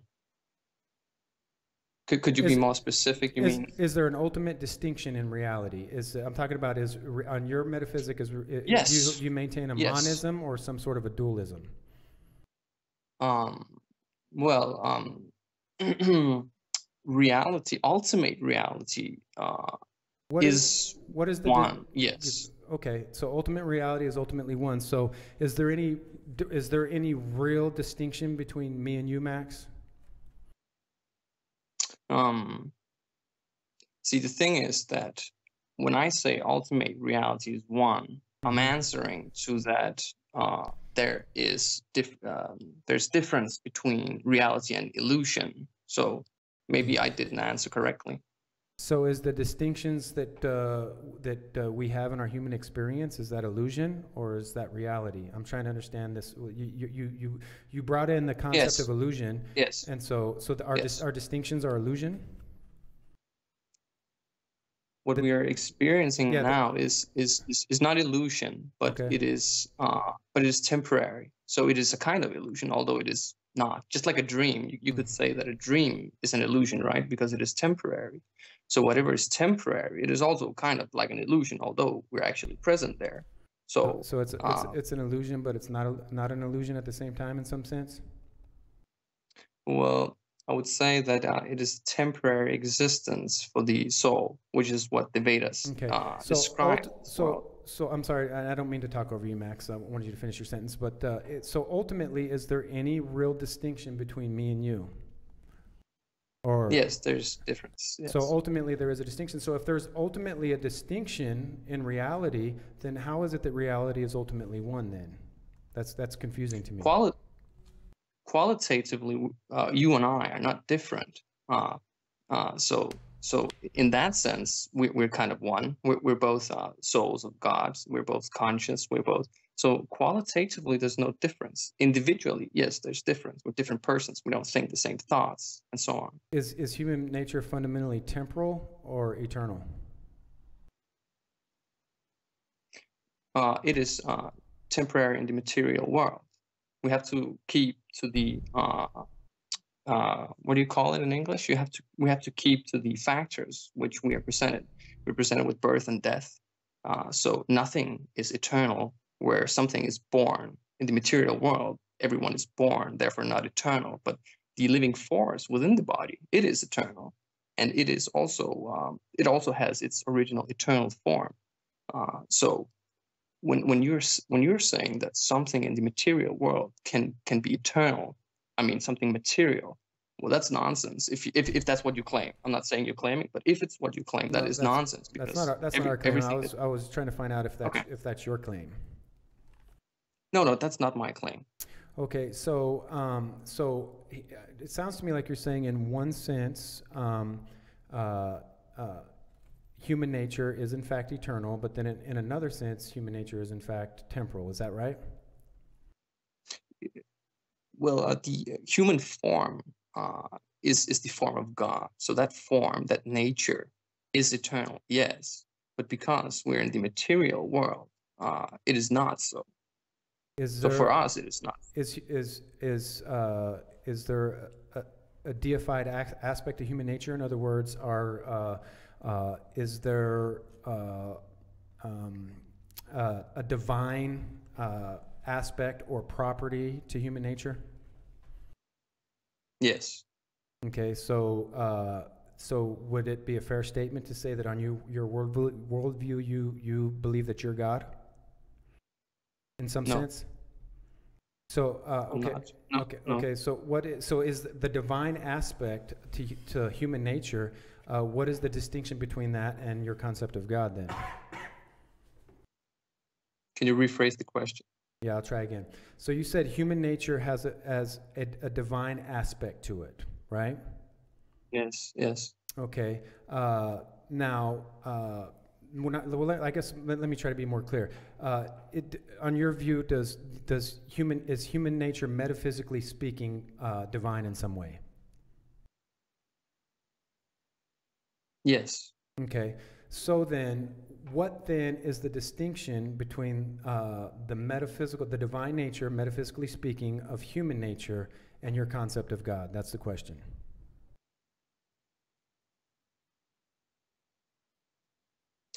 you're asking what is divine about the human species or the human nature. No, I'm asking that metaphysically speaking, you said human nature is divine. And then I asked you, does that mean that you're God, right, on your worldview? And you said no. And so I'm trying to figure out what... no, but I'm carrying God's image. Okay. I'm not God, but I'm carrying God's image. Right, but that's not the same thing as see, on the Christian view, we would maintain that we're like God in a moral sense, right? In a rational sense, but we do not actually, metaphysically speaking, we're not divine, right? That's the Christian view. But on your view, you're saying metaphysically speaking that human nature is divine, and I'm asking you, so how is it then that there's a distinction between God, who is divine, and human nature, which you claim is metaphysically divine? Now, that's why I asked the question specifically. Now I understand. Now I understand. Now I understand your question. If your question, well, if what you mean is that that the soul and the body is the same, and therefore you claim that, or you ask that, okay, I'm trying to understand. I don't try to misrepresent you, but the thing is that I differentiate between soul and body. So when I say that we're divine, I mean that the soul is divine, but the human form is I need words. It's kind of not a gateway, but it's a way to experience God's own form. Therefore, it's divine. So that's what the animals cannot do. So would you say that personal identity is maintained over time through the soul? Yes. Okay. So then the soul, on your worldview then the soul of man is really the man, right? That your personhood is maintained over time through the soul. And so that's the aspect of human nature that you want to maintain as divine, metaphysically speaking, right? So it seems to me that your claim then is that metaphysically speaking, that man is in fact divine, meaning man is in fact God. And so, but you want to say, no, that's not what I'm claiming. So I'm asking you then, if man is metaphysically speaking divine, on your worldview, how do you distinguish between you and God, since both of you, metaphysically speaking, are in fact divine? Because I'm not almighty. I'm not all-knowing. I'm not omnipotent. I'm not. Right. But it seems to me that, and I would agree with that. I would certainly agree with that, Max. But it seems to me that if metaphysically you are in fact divine, then of necessity you would have all of the same properties of that which is divine, which is God, right? But so you want to say, it seems to me that you want to say that metaphysically speaking, that you are in fact divine, but yet you want to maintain that you have different properties than God, who is also divine. So it seems to me that there's some sort of a distinction, sort of, I guess,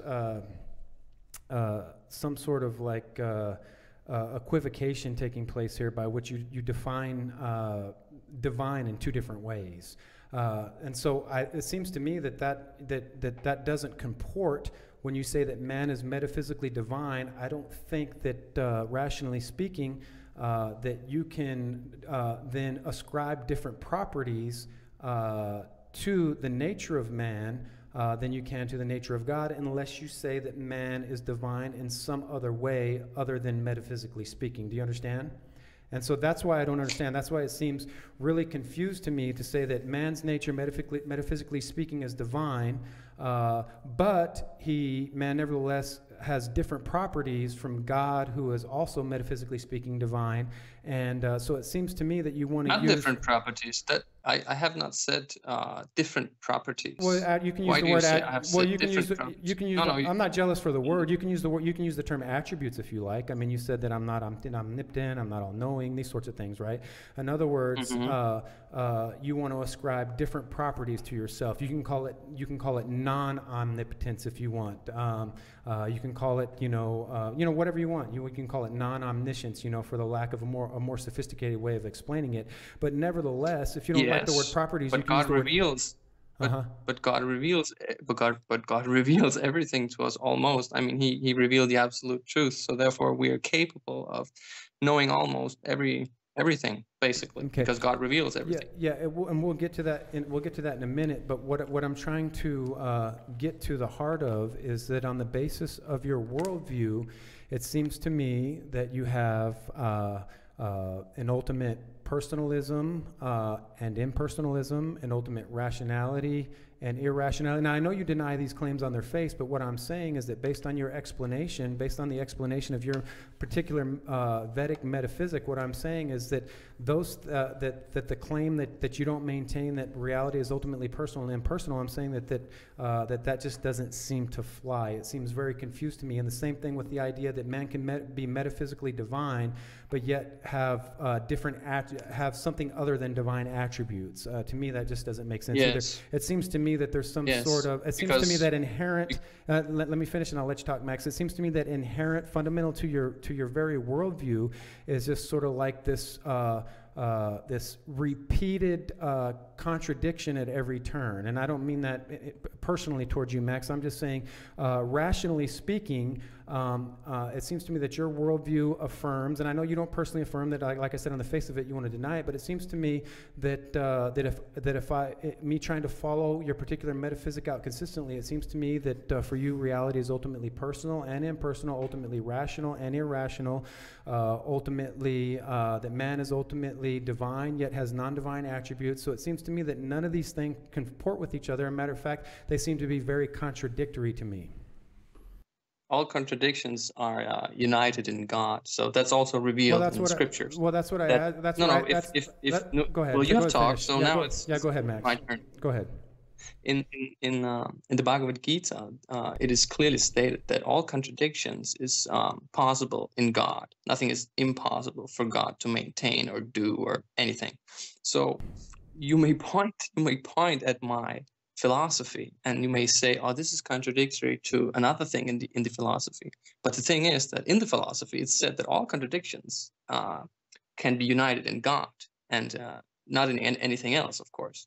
Mm-hmm. So my scripture has already kind of refuted that's the only thing in Bhagavad Gita. So I mean, let me respond to that. And that's the reason why I asked you at the very beginning tonight, Max, is contradiction permitted in your worldview? And you said that it is not, but of course now you're saying the exact opposite thing, that contradiction is in fact allowed in your worldview. So which one is it? Is contradiction allowed or is it not allowed? Well, whatever God says, whatever God do, is allowed. So if you point at something and you say, oh, this is a contradiction, but God, he doesn't say it's a contradiction, then it is not a contradiction.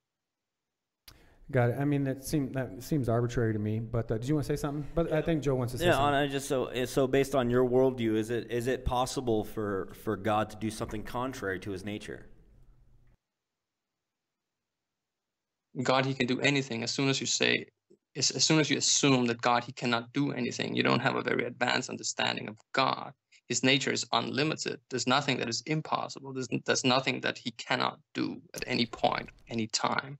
Yeah, I understand that from your particular worldview perspective. Of course, the Christian view is that possibility and impossibility is determined by the being and nature of God, which means when we say things like God cannot lie, that is not a limitation in, say, his omnipotence or his power. What that simply means is that it's not possible for God to lie because the very being of God is what legislates what is actually possible and what is not possible. Mm-hmm. And so that would be can I interject? Yeah, sure. If God, he cannot lie, if the biblical God cannot lie, how is he unlimited?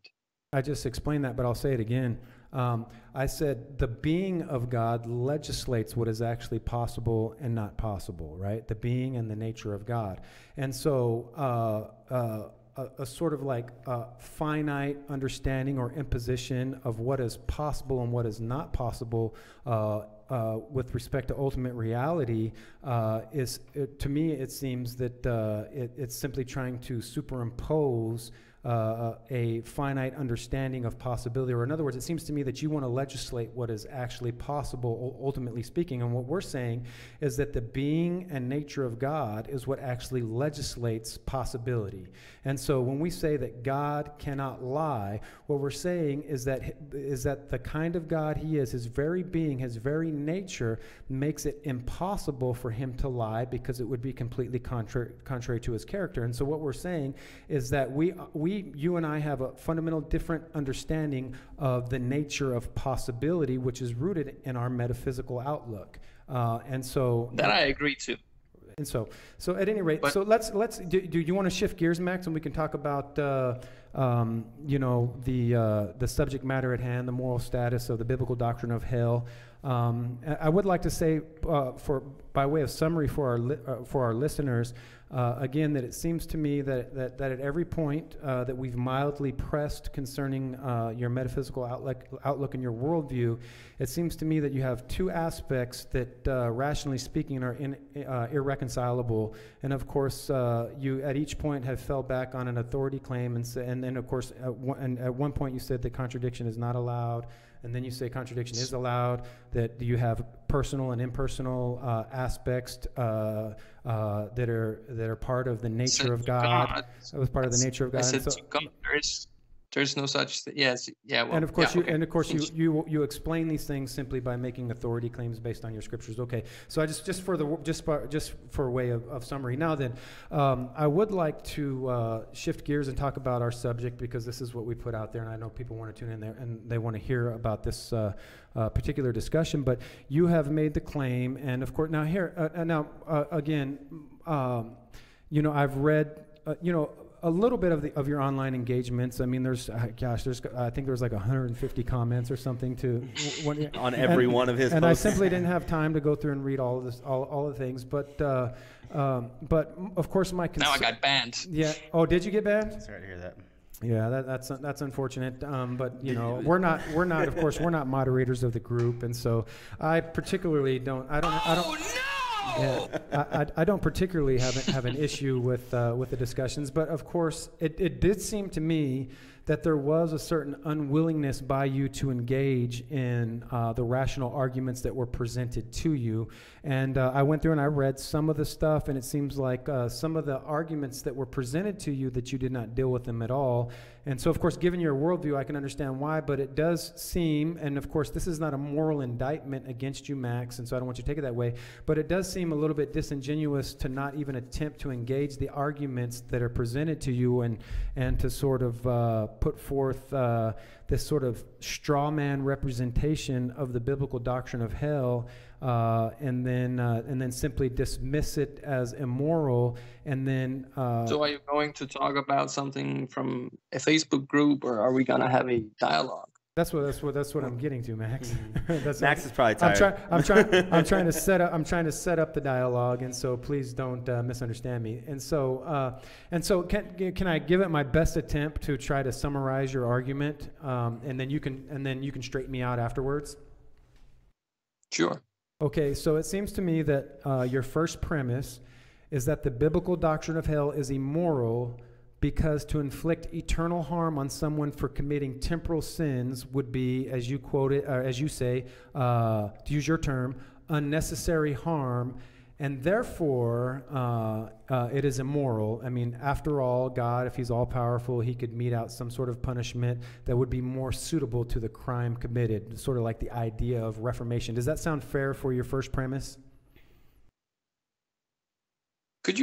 Are you reading from the group, or did you copy the premises? No, I didn't. I tried to summarize what you yourself said. And so okay, yes, essentially that's correct. That's correct. Yes. Okay. And so then the second premise, as I understand it, is that all people know that committing unnecessary harm to others is immoral based on an absolute moral law or standard that they have within them.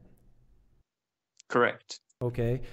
Third premise, as such, all people know that the biblical God is immoral. And then, of course, conclusion, therefore, the biblical God is false. Yes. Okay.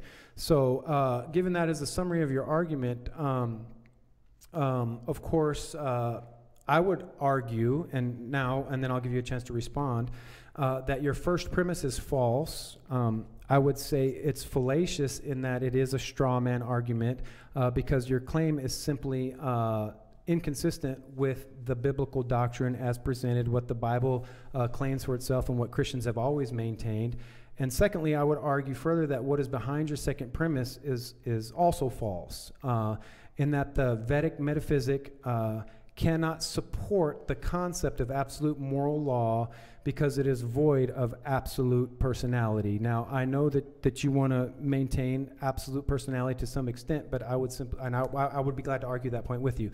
And of course, therefore, I would argue that your conclusion is false, that the biblical God is false. Now, of course, we both have different starting points, right, Max? Your starting point is that the biblical God is false, and that's also your conclusion. My starting point is the biblical God is the true God, and that is also my conclusion. And I believe that the way that your argument is formulated and the way my argument is formulated reflects those presuppositions. Fair enough? Yes, I would say so. Okay, so then my question then to you, Max, is when you make the claim that that the biblical doctrine of hell is immoral, because inflicting eternal harm on someone for committing temporal sins is tantamount to unnecessary harm and therefore immoral, and then somebody comes to you and says, now hold on, the Bible does not teach that sins committed in the temporal world are actually temporal in their scope, nor does the Bible teach that the punishment that is meted out for those sins is unnecessary or unjustified in any way. Now, of course, we could point you to many scriptures by which the Bible would argue against that claim. And so when Christians tell you, like, look, that's a misrepresentation of what the Bible actually teaches and what Christians have always maintained, why is it that you don't take that seriously, it seems to me? Well, how is it misrepresenting when in your worldview, that the biblical God, he punished souls for eternity for sins, which is of limited consequences because they don't continue on in these bodies forever. I mean, you can't deny that. I'm sure you don't. Yeah, well, I would believe on a Christian worldview that the biblical view of human nature is what you might call holistic dualism. In other words, the soul can live without the presence of the body, but God made us both body and soul. That's why we believe in the resurrection of the body, and that we will eternally, at the consummation, we will be present in body, both whether we're consigned to heaven or to hell. And so we do believe that, of course, the soul and personality and so forth can exist apart from a body, but God made us as a holistic dualism, and that though the Bible teaches an intermediate state by which the soul is separate from the body, the soul will once again be returned to its body at the consummation, at the judgment. Of course, that would be the biblical view of the nature of man, and so I guess I would agree in a certain sense in that of course our physical body does die out, but that I don't think that that eternally that we're going to live without a body. No. All right. Let me ask you: do you think causing unnecessary harm to somebody is immoral? Well, of course I do, but and I know where you're going with this, but I would simply disagree that hell is unnecessary harm. And of course, this has been pointed out to you many times, but that's why I'm asking you, okay, why this isn't taken serious by you? Do you mind if I just give you a brief synopsis of what the Bible would actually teach concerning the doctrine of hell? Well, I think I know these. Well, give me in your words then what you believe to be the biblical representation or the biblical doctrine of hell as maintained by the church throughout the course of church history, which we believe is a faithful rendering of the Bible. Well, it is punishment of sins for eternity. Right. As simple as that. Yeah, it is. It is. But okay. But how is it then representing? No. I don't think you went. That's not your claim, though. Your claim is not that the Bible teaches God punishes punishes people for sins eternally and that's it. Your claim is that God punishing people for sin. No, your claim is that that is immoral. That's your claim, right?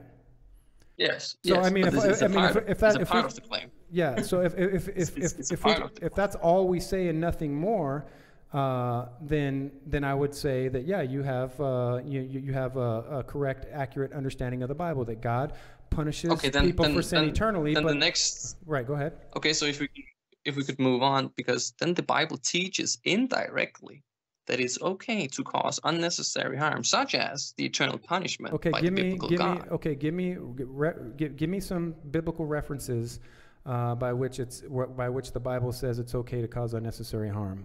Substantiate that claim. You can't just be arbitrary and throw that out there. You can't just conjecture. In that way, you need to substantiate that claim. I said indirectly. Okay. I said indirectly. I heard you. So build your inductive case from the Bible, that the Bible teaches that it's okay to cause unnecessary harm, instead of just conjecturing, and being totally. The biblical God. Go ahead. Well, the biblical God caused eternal punishment. Okay. That's indirectly causing eternal harm. But that's not okay. So now then, I think at this point it's important to get down to what the Bible maintains concerning the doctrine of hell, because the Bible does not maintain that hell is unnecessary harm. That's your claim. That is not the Bible's claim, and the Bible does not teach that indirectly. That's simply all right. So the biblical God, he couldn't have arranged differently for the souls which he has created, who he is supposed to love. He couldn't save them from eternal harm. He could not save them from this torment which he already knew before he created them. He could not save them from that. Is that what you're claiming, actually? Well, there's a couple of different claims there, right? And one of them is that if God knew that people were going to reject him and rebel against him before he ever created anything, then it would have been better for him not to create something like that. Of course, that assumes the notion that non-existence is in some way better than existence, but of course non-existence is nothing, and so how can nothing be better than something? So I would simply dismiss that on that grounds. But I think the other claim is more. Now you're holding on. I said he couldn't have done anything. That's the second claim that you made, and that's what I was going to answer right now. Right. Okay, and so to me, this is a grave misunderstanding of the nature of God and the justice of God, because when we talk about, say, for example, we can say it like this: God's justice demands hell, because wickedness cannot go unpunished, and most importantly, because sin, from the biblical perspective, is an infinite indignity to the eternal God, and God's justice demands a just recompense. And so what the Bible would maintain is that the only just punishment for sin against the eternal God is eternal punishment. And so that's why I said earlier that this idea that sin is only temporal in its scope reduces sin to just sort of like this idea of people hurting people, and it completely denies the true character of sin, biblically speaking, that sin most fundamentally is a reproach and offense to the eternal worth of the eternal and infinite worth of the character of God. And so this idea that God could somehow mete out justice or just recompense for a crime that is in reality eternal in its scope is simply just misses the point or the true nature of sin and the character of God altogether. And that's what I think many people have been trying to explain to you, but you just simply dismiss that. And for some reason, I don't know why that you just want to just dismiss that and throw that out. The claim is this: that sin is not temporal in its scope, it's not temporal in its harm, that it is eternal in its scope, because ultimately it is against God who is eternal. And so God's justice demands a just recompense. And in the same way that, if somebody was on trial for murder and the judge came in and said, 40 hours of community service, I mean, everybody would be like, wait a minute, that's not a just recompense for the crime committed. So if I could interject. Yeah, sure. Yes. So So how can you trust a God who is supposed to be almighty, all good, benevolent, and merciful, but cannot save his own children from eternal suffering? Oh, but that's exactly what the Bible teaches that he does. You see, hell, and by the way, the biblical doctrine of redemption is that God has provided... But hang on, you abandoned the Bible. You abandoned the Bible when you said unnecessary harm is immoral, because indirectly the Bible teaches unnecessary harm are okay so long it's done by the biblical God who could also prevent such unnecessary harm from taking place. And you said, yes, unnecessary harm are immoral. By saying unnecessary harm is immoral, you're abandoning the biblical God who punishes souls eternally for unnecessary, which is unnecessary because he Max, you first of all, you interrupted me, okay? And secondly is you're attacking a straw man again. You're misrepresenting my position and the Christian position, and you're saying I said things that I in fact did not say. Right? And so to go back and answer your question and to keep the conversation on track here, the redemptive, the redemptive. So let me talk.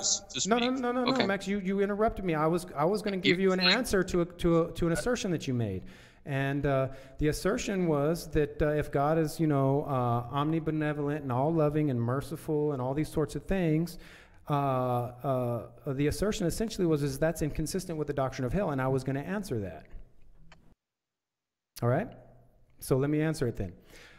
So the idea or the redemptive context which God provides is the context of life, right?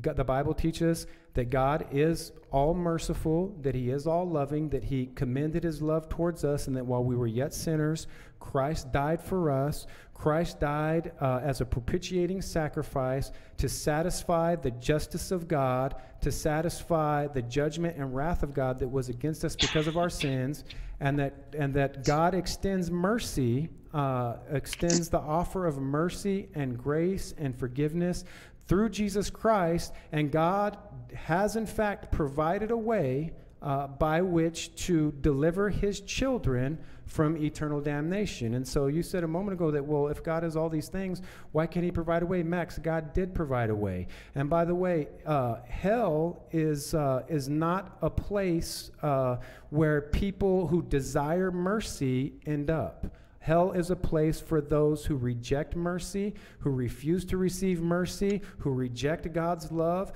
who reject God's forgiveness. Hell is a place for those who are reprobate, unwilling to receive God's grace and love and mercy through Jesus Christ. And so, again, I would simply say that those sorts of claims that you make are just a complete misrepresentation of what the Bible teaches. But the thing is that you're mentioning the Bible and what it says and what it does. But the thing is, when you said that causing unnecessary harm to someone is immoral, you gave up the biblical morality, because the biblical moral standard that's false, is Max. that. That's false, Max. Again, you're attacking a straw man again. I agree that and causing that's unnecessary. Max, you're right. I agree that causing unnecessary harm. Why are you raising your voice? I don't understand. There's no need to raise your voice. I'm not raising my voice. But I Max. said. You see, here we go. You see that? No, nobody's raising their voice, Max. Essentially, I agree that the Bible teaches that causing unnecessary harm is immoral. But what you want to conjecture is that the Bible teaches that unnecessary harm is in fact moral, and that's where we disagree. No, I don't say that the Bible teaches that unnecessary harm is moral. I'm saying that the biblical God indirectly teaches that unnecessary harm is moral. I don't say that that it's written in the Bible. Indirectly. Yeah, I misstated what you said. You're correct. And so, but see, that's the fundamental point of disagreement, right? Is that I would simply deny that the Bible teaches indirectly that that it's okay to cause unnecessary harm on people, that sort of thing.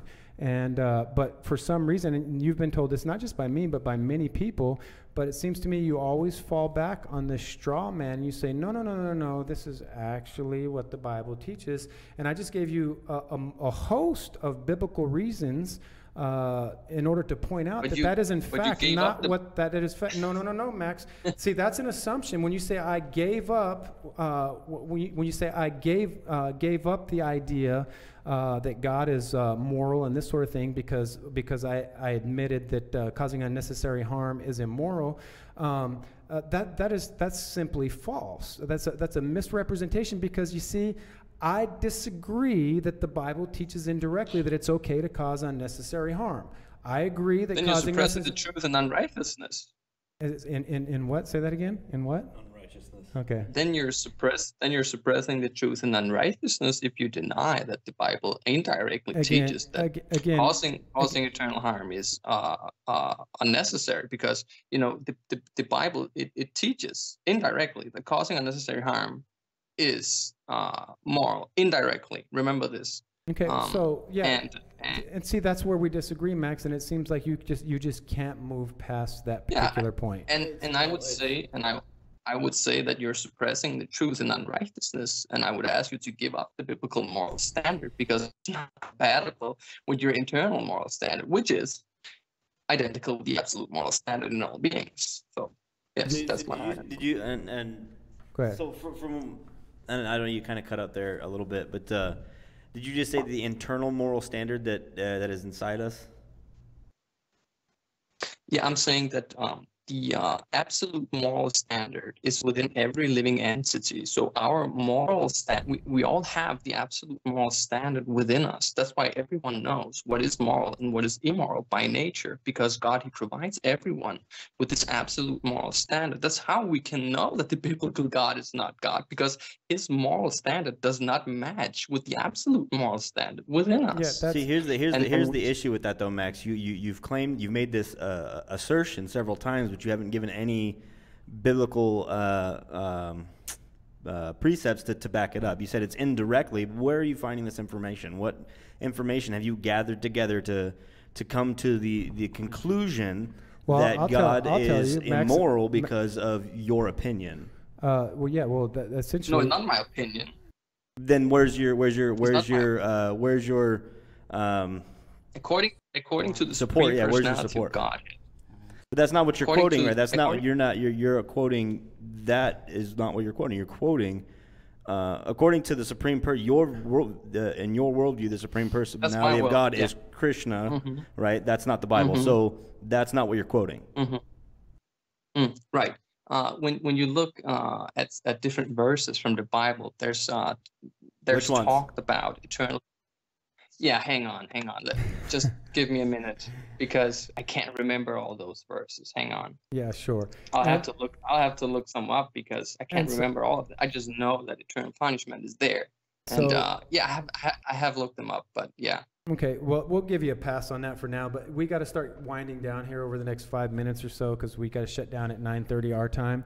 But I think we could have a fruitful discussion on the idea of an absolute moral standard and where that comes from. Of course, I would claim metaphysically that that's impossible on your Vedic worldview, because at every point you maintain contradictory notions that we've discussed tonight.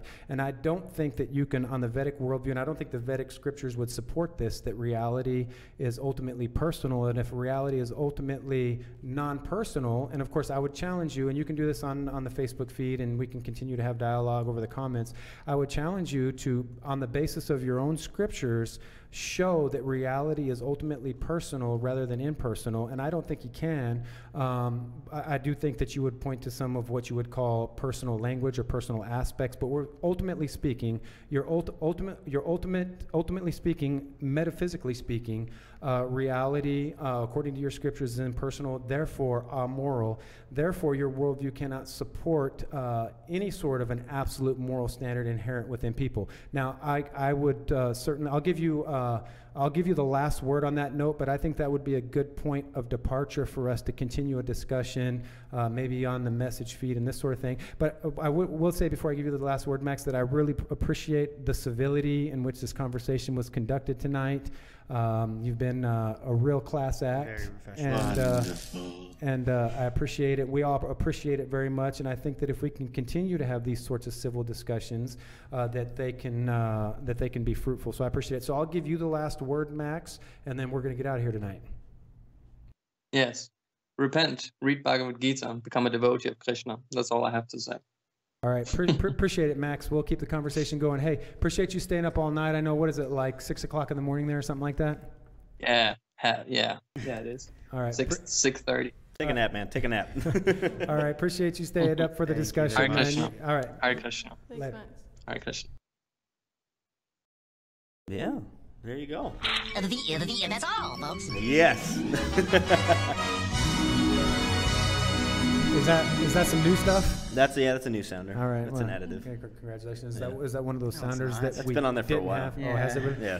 And so appreciate everybody tuning in tonight on YouTube, on Facebook. Appreciate you hanging out with us, and we look forward to continuing the discussion with you guys each and every week at each and every Thursday at 7:30. G1 Radio. We're about to get out of here. Are you going to inform everybody where to find us, where to like us? Yeah, so go ahead and like and share the video. Send it to all your friends. Send it to all your family. Send it to your nephews, your nieces, your second, third cousins, whatever. Just send it to everybody.